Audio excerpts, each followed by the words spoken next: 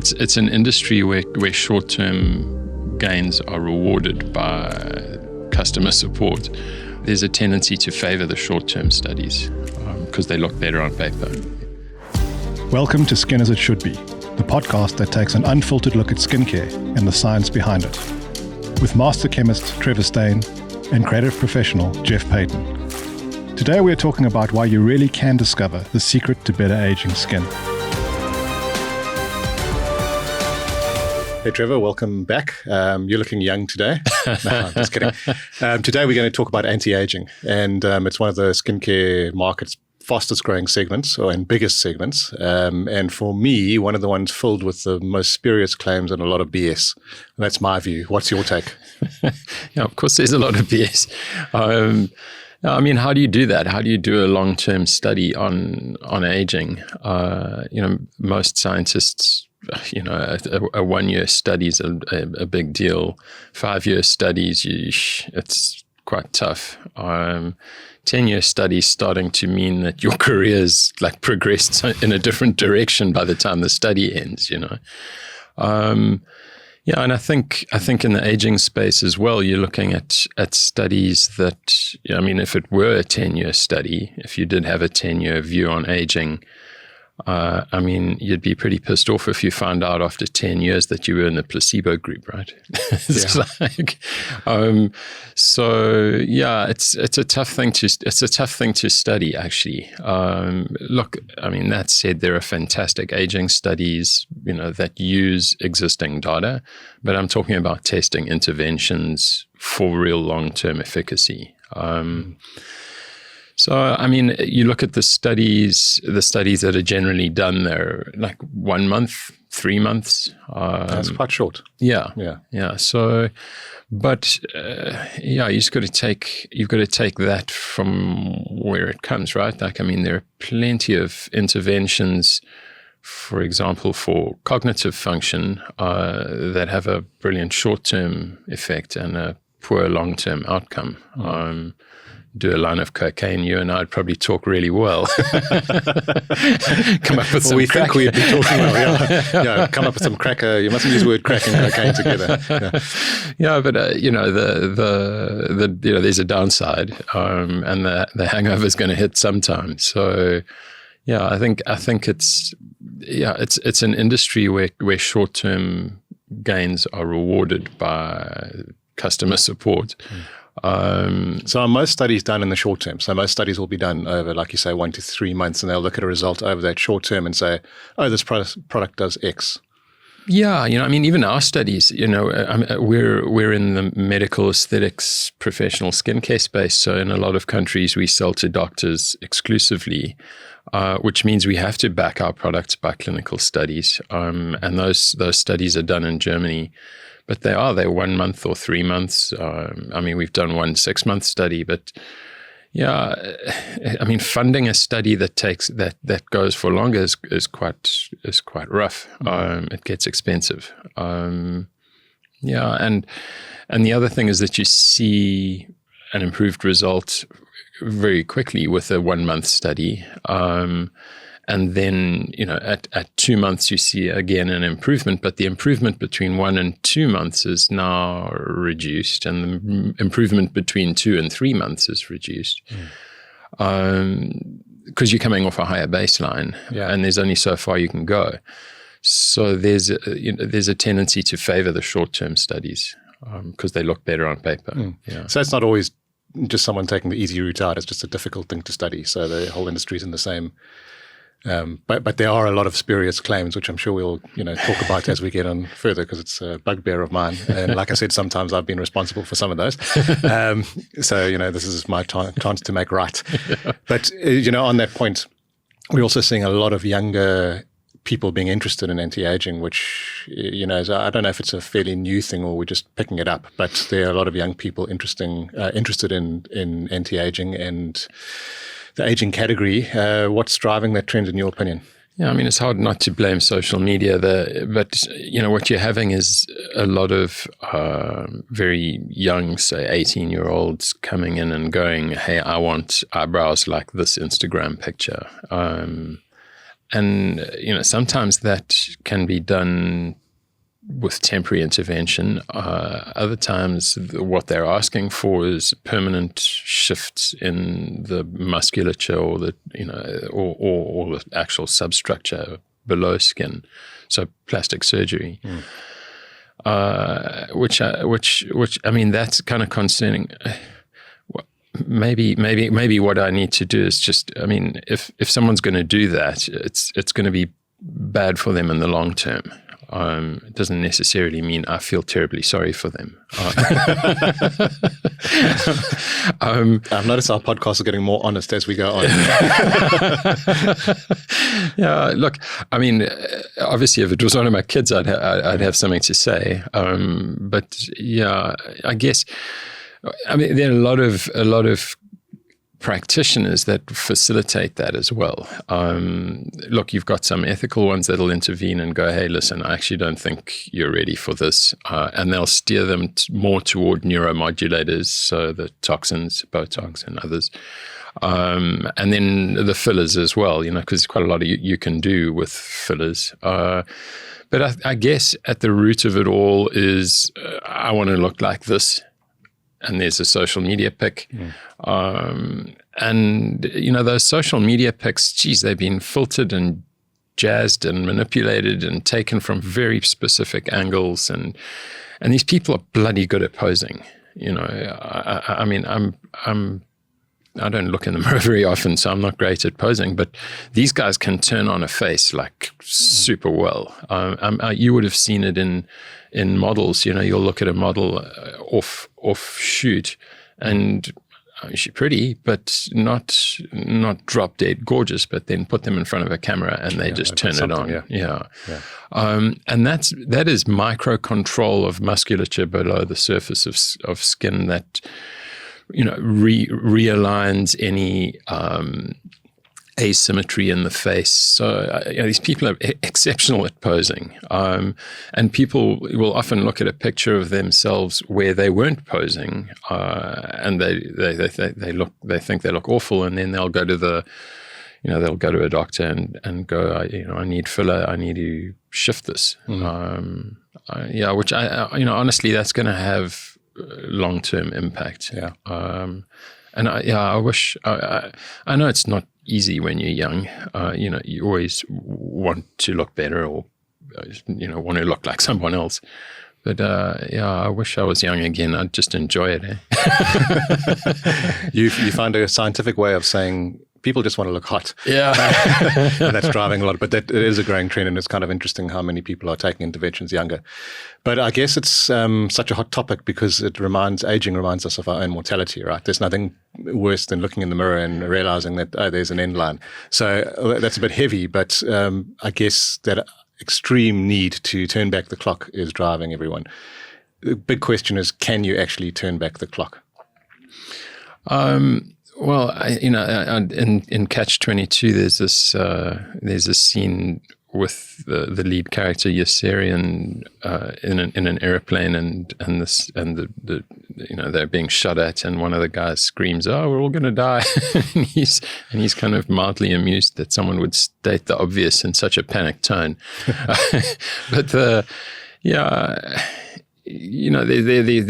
a lot of these reports now up. The first people that are going to live to 200 have been born already, and honestly, looking at the state of current research, I find that very, very difficult to believe. We're looking at most people being dead by 80 still, and it's a hell of a stretch to see somebody make it to 120. The number of people you go to Wikipedia, there's like a tiny, tiny little list of people above 110 even. Yeah.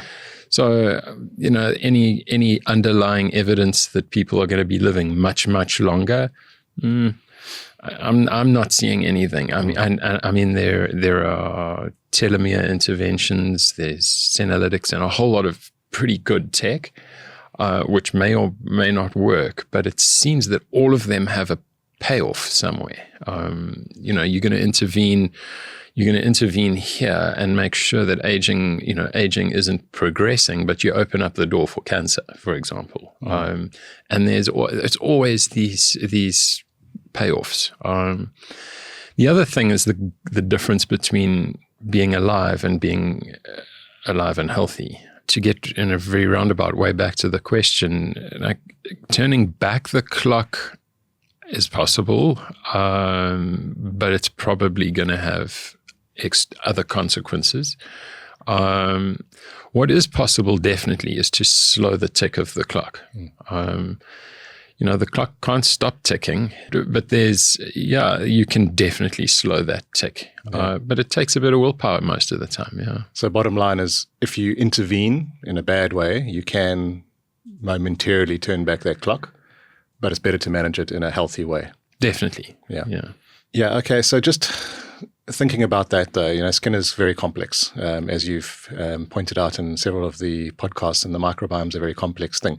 You've talked about it being a co-evolved ecosystem and being incredibly complex. Do you just want to explain a little bit about that and what that means? Yeah. So, it's 100% clear now that both gut and skin need microbes for optimal health. And that we've lost some key partners. We've treated our microbes badly over the last 100 years, and we've lost some of them. And that's bad news for them. Some of them are probably extinct now. But it's also bad news for us. We've lost some key functions. Those microbes weren't trivial. They were doing something worthwhile on skin. We were supporting them for a reason.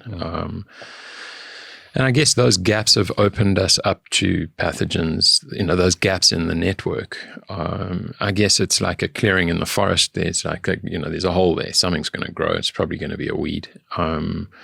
So yeah, I think you look at hunter-gatherers, they don't, they've got aging right. I've spent some time with the Himba up in northern Namibia. They don't go down in this ghastly parody of youth. They go down gracefully. And sure, by the time they're our age, they're showing some wrinkles. But honestly, they're looking, in my judgment, 5 to 10 years younger than we are. Even with 8 hours a day in the sun, and not trivial sun in Namibia either. Yeah, it's proper. Yeah. So. I think that's fundamentally driven by the fact that they're overwhelmingly happier than us, so they don't have the sort of underlying stress that we do, and that raises a weird question. It's abundantly clear that your gut microbiome has an impact on how you think. There was a really nice study that came out of Oxford actually that just literally took a prebiotic, inulin, and ran it against an antidepressant in a head-to-head trial. And this antidepressant was in the top 5 sellers in the world at the time, and came out with an equal effect on depression, but obviously without any deleterious side effects other than perhaps farting marginally more than normal. but yeah, so what causes the stress? Is it, does stress disrupt your microbiome, or does a depleted microbiome drive stress? And stress definitely drives aging. So it's clearly not the only factor, but I think if your body is in a subclinical inflammation and a chronic inflammatory state, you are going to be stressed. Yeah. So it's skin and gut. You're talking about overall, and how everything is one's driving another. Yeah, everybody. So the gut works a decade ahead of skin. But Richard Gallo from UC San Diego pointed out in a recent paper that actually the largest surface area that we have for interaction with microbes is skin. People look at skin, you read it in textbooks all the time. Oh, the surface area of skin is 2 square meters. It's not. We have a whole lot of pockets in skin. Every pore is it's called a pilosebaceous unit. There's a pore for a hair and another add-on to that for the sebaceous gland. And we have a lot of sweat glands. So eccrine glands increase the surface area enormously. We've got at least 5 million of these skin appendages, these pockets. So I think what's going to happen is now that we can sample skin more effectively, you're going to see a lot of skin-brain axis coming through. They estimate that the surface area of skin is somewhere around 100 square meters. It's hard to get your head around it. It is, yeah. So, but that's obviously all those little pockets. So as much as the gut microbiome is affecting your mood and your general perception of what happens around you, the skin microbiome will be having at least an equal effect. Yeah. Okay. You've talked a lot about hunter-gatherers, and it's obviously a passion point. And thinking back to some of our other podcasts, linking that to more time in nature, happier. You talked about the gut microbiome. Now, I think the issue with hunter-gatherers is for as you would call a city dweller. It's quite an abstract concept because you don't relate to the lifestyle, and so what.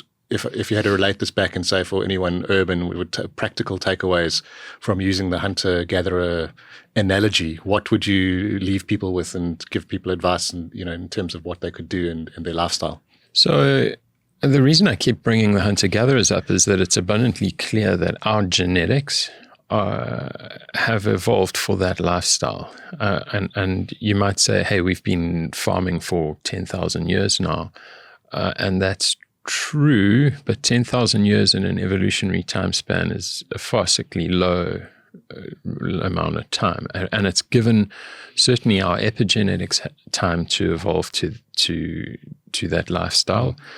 But our core genome has evolved and our core microbiome has evolved for a hunter-gatherer lifestyle. So when you shift too quickly, when you shift an organism's environment, you have what are called mismatches. So we're stuck with these mismatches. We've shifted our own environment so fast that we suddenly have these gaps between what we evolved for and what we experience every day. So your microbiome and your genetics expect a certain amount of exercise per day of a certain kind. Your microbiome and your genetics expect a certain diet of a certain kind, and expect a certain amount of space, a certain amount of sunshine, like all of these things we've evolved for over time. And there was a change clearly with agrarian behavior, but in the last 100 years, my goodness, have things changed fast. I mean, you can't evolve for that. 150 years ago, who was sitting down in a closed space all day, every day? Yeah, not many humans. And that's 150 years ago. You can't evolve for this shit this fast. So that's why I keep raising the hunter-gatherer thing. And to be honest, hunter-gatherers look healthy. I mean, there's no obesity, there's no diabetes, and you look at the shit that kills us now, it's all inflammatory. I've started using AI more and more now. And look, you've always got to check, but I banged it into AI yesterday to go, what are the primary killers? In the top 10, what are the top 10 primary killers and how many of them are linked directly to chronic inflammation? And the answer was definitely 8, maybe 9. So other than accidents, which they bundled in one group, other than accidents, 8 or 9 of the top 10 things that kill us are NCDs, non-communicable diseases that have a root in inflammation. It's linked to cancer and diabetes and stroke and heart attack and neurodegenerative diseases like Alzheimer's, and that's the stuff that's going to off us, you and I. So if you want to avoid that, or if you want to slow the tick of the clock, you've got to look at what's going to reduce the chronic inflammation. And why is the chronic inflammation there? It's because we've got a mismatch. We've got a mismatch in diet. I mean, hunter-gatherers don't eat Mars bars. It's like there's no, they don't have access to processed stuff. And I think we were talking about it yesterday. The things, the ways that we can intervene should be all day, every day, and they do require willpower. It's hard to see a slice of white bread and not add it's impossible jam and eat it. It's like, but yeah, those definitely have that will drive inflammation, and that will cause an increase in the tick of the clock. Yeah. Okay. Yeah. So I guess the point is, if you want to shine on the gram, you've got to start with health, and you've got to think about living healthy, and living healthy not only from a skin perspective but a gut perspective. Be as healthy as you can. Yeah. Yeah, hunter-gatherers would kill on the gram. Yeah, so some people definitely seem to age better than others, right? Some people look 10 years younger than they should be, and some people look 10 years older than they should be. Why is that? So, I mean, look, they're genetic factors. So your genes do determine the baseline tick of that clock. And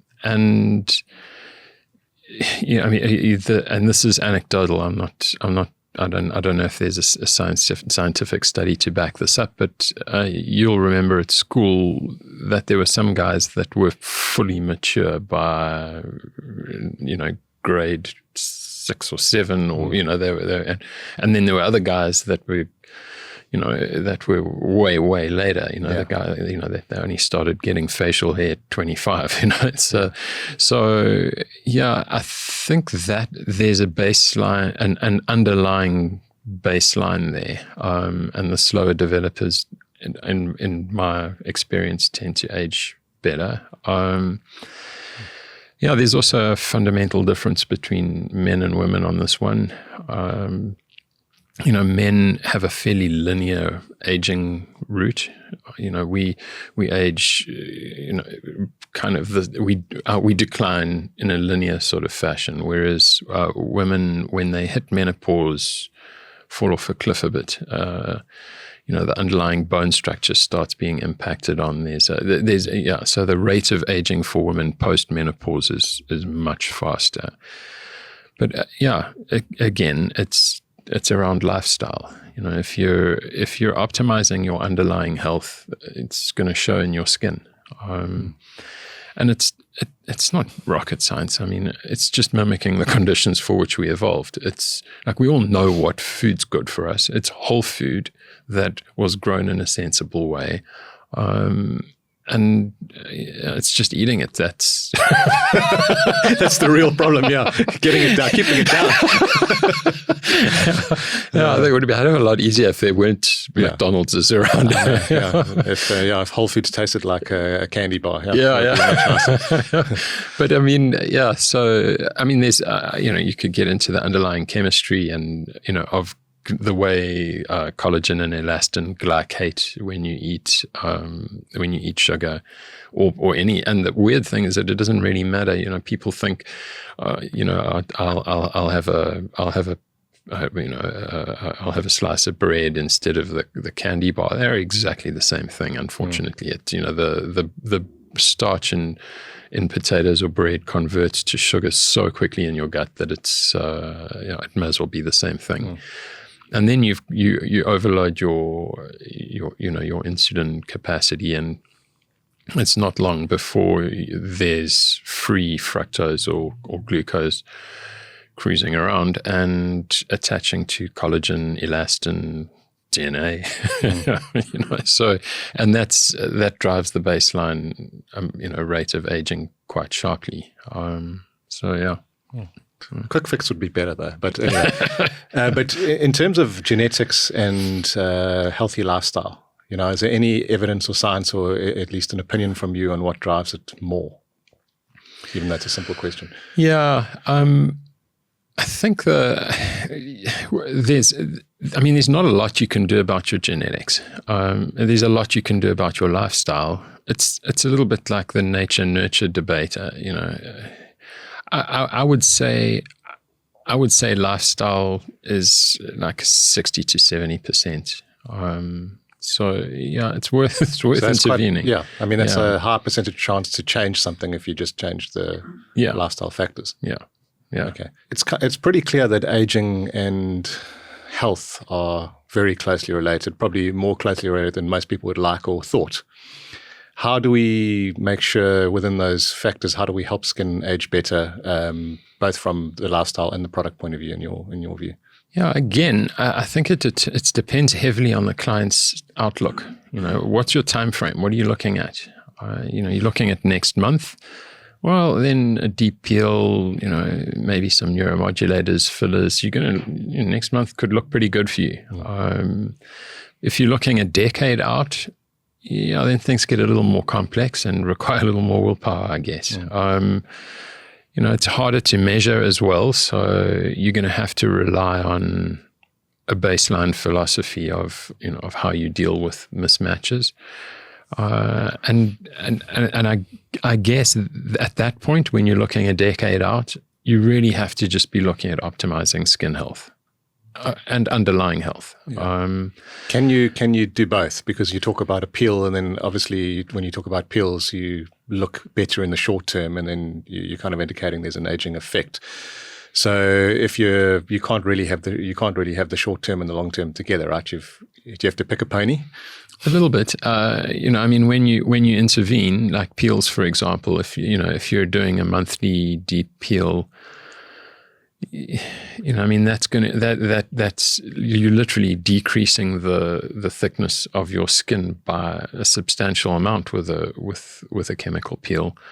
And that's going to fire your base, the basal layer up and force it to divide faster. So, we've all seen how old people's skin gets thinner and thinner. Actually, I've seen how my skin gets thinner and thinner. Now that I'm an old people, but I think. Yeah, we're all going to limit out there, and there's. I don't think I've seen anything that looks convincing that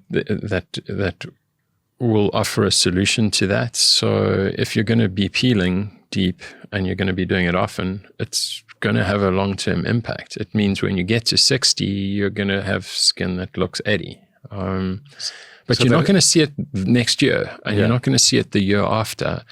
And there's not going to be somebody to step in that goes, oh, you should really stop this. So every time you're doing a peel, you're basically using up one of the 9 lives of the cat, right? 8, 7, 6. And there's going to be a point where there's no turning back. So it looks good today, tomorrow, maybe the next day. And then suddenly, oh my goodness, here's the cliff. It's not that suddenly, and it's not really a cliff, but it's there, It's just all of a sudden you're going to compare yourself to your peers, the people your age, and you're going to be losing that race, I guess. I think it's it's a tough one. The question is really around what you're preparing for. And I think people very seldom think that through very clearly. I quite like Peter Attia's idea of this centenarian decathlon.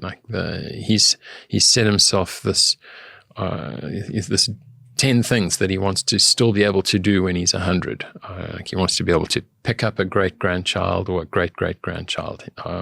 He wants to carry shopping upstairs. He wants to, there's stuff that he still wants to do at 100. And he sees it as training for that now. There's a whole lot of stuff that he's prepping for to get to that centenarian decathlon. Most of us battle to see past next Friday, never mind the decathlon in when I'm 100. So I guess there's a payoff somewhere. Like, do I want to look really good now and actually enjoy my youth, or do I want to be really healthy when I'm 100? Yeah. A lot of people are prepared to sell their future selves down the river. Yeah. I think there's going to be two types of people listening to this. The people that go, oh, I'm so happy Trevor said that even if I do peels every day, I've got 10 years on me. I'm going to book tomorrow. And then you're going to have the other people which go like, oh, maybe I should think a little bit more healthy while I do this other stuff. Yeah. On the subject of anti-aging, the retinols always come up. Mm-hmm. So what is your thought on retinols in this process? So, the retinols become as ingrained in professional skincare as cleanse, tone, moisturize has been. It's seen as just an underlying baseline that, and I'm talking mostly about topical retinol and retinoids. And there's a big difference between oral and topical. You're taking oral, like, for acne and that sort of thing. But increasingly, doctors are putting their clients on, 1 month a year. They're put on oral retinoids, and that's just for skin condition and anti-aging effect. Yeah. There's a scale, right? You start with retinol, then you upgrade one further down the metabolic pathway to retinaldehydes, and then the most potent ones are the retinoic acids, and those are scheduled. They're scheduled for a reason. They're teratogenic. They're phototoxic. If you fall pregnant, it's a problem. So you'll notice that any kid that is put on oral retinoids is also immediately put onto contraception, because in the event that they fall pregnant, there's a real chance that kid is going to be compromised. And I wouldn't recommend it, but you can Google what those kids look like, and it's not good. I guess that, they're toxic molecules. There's a lot of compliance issues. When people first put retinoids on their face, it burns, it causes redness and irritability. They heavily impact on your ability to produce sebum. So that has a knock-on effect that's quite damaging, particularly to the microbiome, because the sebum is what's feeding the microbiome. And they've shown now that the effect on the microbiome is quite persistent, like 60 to 90 days at least, even after you stop. Mm. And there's disruptions to skin pH and other, and yet they're still the mainstay. Look, they work. So one interesting finding is when they looked at I don't know why I keep going back to hunter-gatherers. I sound like a stuck record, but they have a surface microbiome that produces retinoids, but in a very meted out, stable kind of way that causes no irritation and no phototoxicity. And what the retinoids are doing is tapping into something that evolved a long time ago, but at much higher doses and in a much more simplistic way. As with most things, we because we have limited processing capacity in our heads, we try oversimplify things and make little narratives out of them.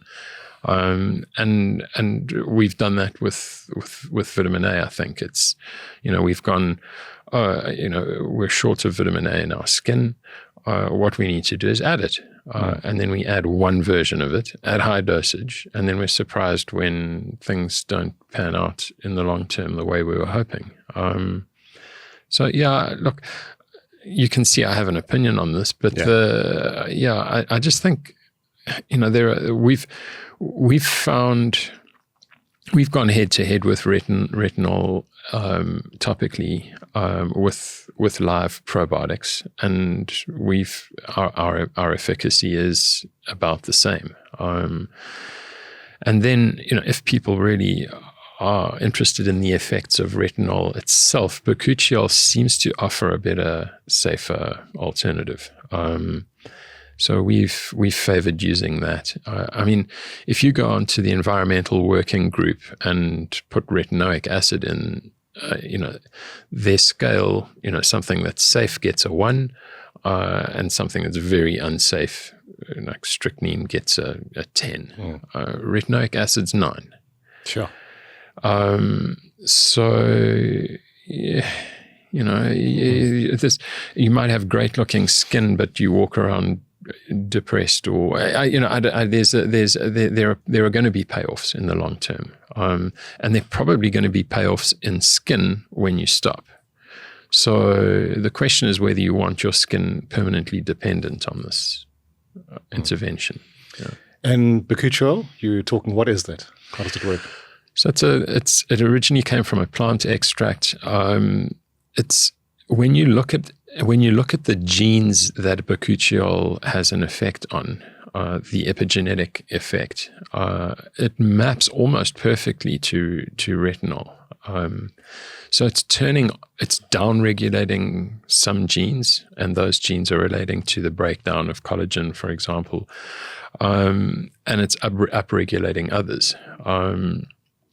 And yeah, it just seems to me that, if the epigenetic profile is so similar and yet the toxicity profile is completely different, it's certainly worth looking at using it as an alternative. The downside is that the purity of Bakuchiol is absolutely critical. The plant that it comes out of contains toxins, so if you don't get those out, you're in trouble. So there's an attention to detail required there. You've really got to clean that Bakuchiol to literally 99.99%. Okay, so it also has its downsides if you don't manage it. Yeah. But you avoid the irritability, you avoid the phototoxicity, you avoid the teratogenicity. Yeah. All the things that sound bad. They're all bad. I don't want that stuff. On that point, talking about retinols and anti-aging, and where you advocate better aging. So, what are the biggest accelerators, just to sum them up, of aging? Honestly, that, as I said, chronic inflammation is the key driver. They looked at the lifespan of a keratinocyte, a skin cell, and its lifespans are somewhere around half when your skin's in an inflammatory state. So we spoke about the Hayflick limit. Like, if you're in an inflammatory state, that clock's ticking faster, definitely, and up to twice as fast. So that's probably the biggest driver.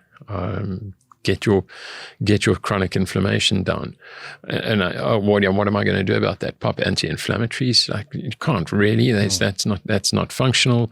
So you're going to have to look at your diet, avoid sugar and anything that's any high glycemic index food. You're going to have to control those sugar spikes. And then, again, just whole food. It's relatively easy, but the pollutants that we're exposed to are substantial. You can see it particularly in people that smoke. It doesn't take a genius to see the accelerated aging that habit causes. And that is effectively a pollutant effect. You take a very high surface area space and pollute it. It's like the high surface area, like the lungs. You're going to impact on the microbiome, and that impacts on, again, the inflammation. It has a knock-on effect. Hormones are another thing. I'm sure I'll go on a rant at some point about the hormone disruptors in skincare. But that's not trivial, and does have a pro-aging effect. And then, this is definitely going to be controversial, but I think healthy sun exposure is critical to slow aging. I don't know if you follow surfing as closely as I do, but Laird Hamilton's a big wave surfer from Hawaii, and He's 60 plus now. He looks very, very good for his age. And he claims to have stopped using sunscreen about 20 years ago. And look, I think that might maybe a bit extreme, but I do think that hiding inside with sunscreen on is not going to have the perfect aging outcome. I think just because excessive sun exposure drives aging, which it does, doesn't mean that zero sun exposure is the answer.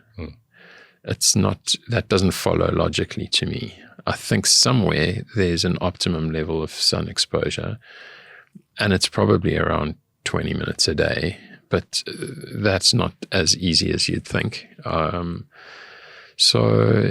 think there's, again, optimizing skin health, and that means mimicking the conditions for which we evolved. Yeah, which makes sense. Yeah. Sounds like we need to do a topic on sunscreen and vitamin D at some stage.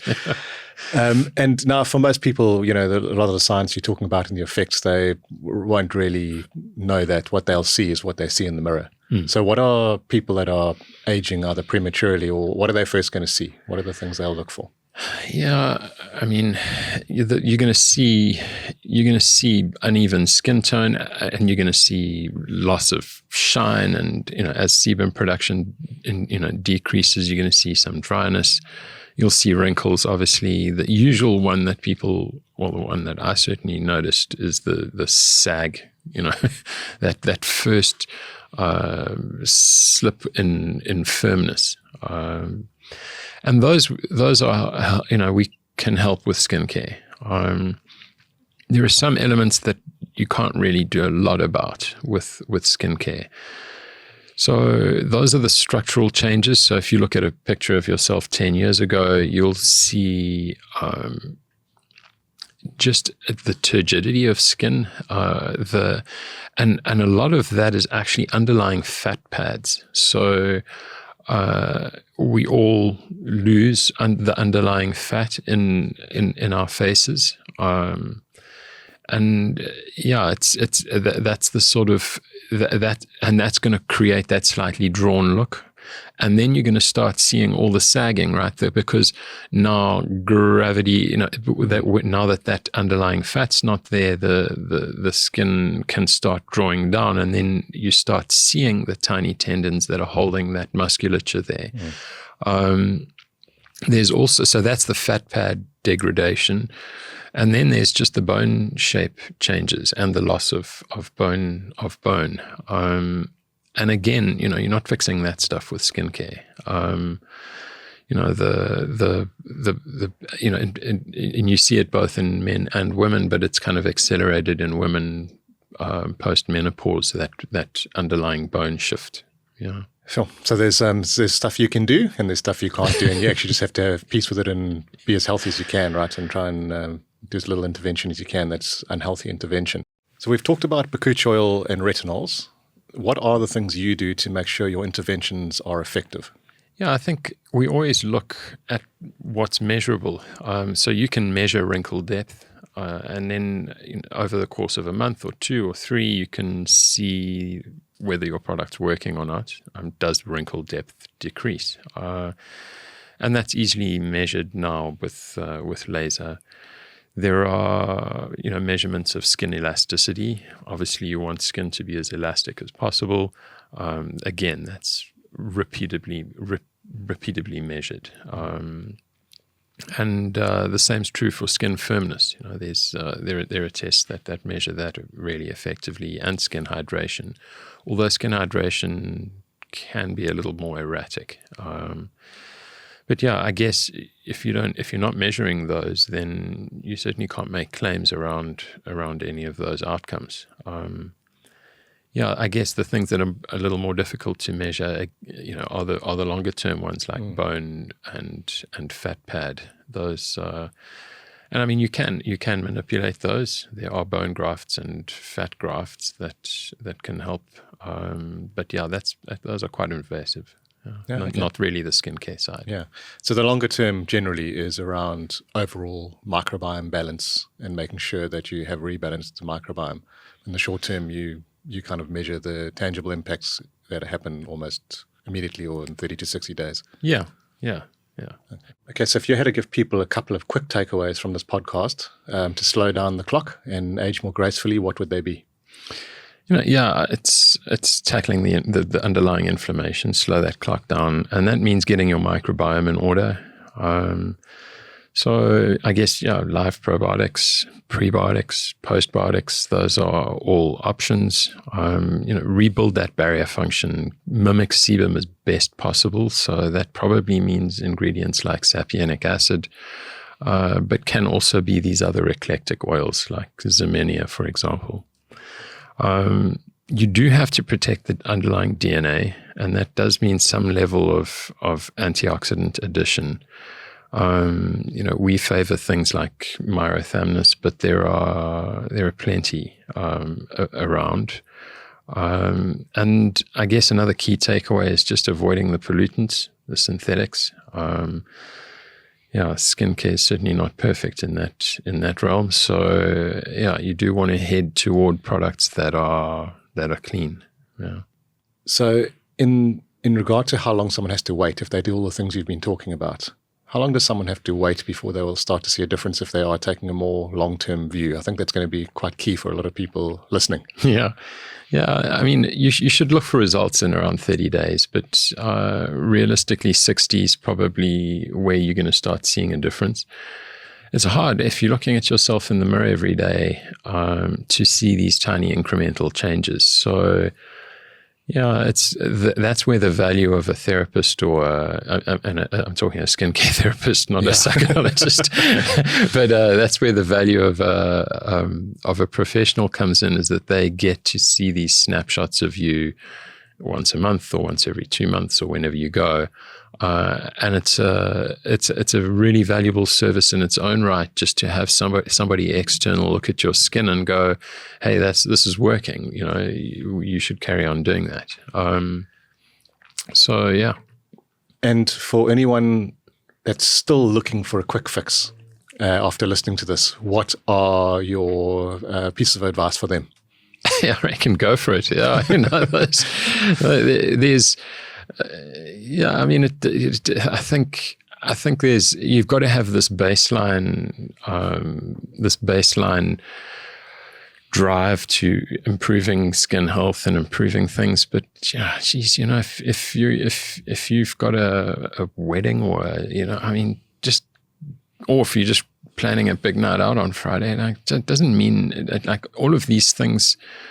I mean, it's not like going to be the end of the world. It's just don't go and do it like every week. And do it once every 3 months or something. Don't like. But I mean, I don't think there's any reason not to use these quick fixes every now and then. Look, overwhelmingly, we will in our brand try to make sure that even those quick fixes are at least semi-sustainable, and that they're not going to be the sort of thing that you're going to feel really sorry about. Yeah. Okay. Well, I think looking after yourself, looking after your diet, looking after your skin seems to be hand in hand, and hopefully some people take something out of this that they can help slow the aging process a little bit more gracefully, while the rest of us look in the mirror and just with horror. So thanks again. Been great chatting to you, and a super interesting topic. Cool, man. Thanks, Jeff.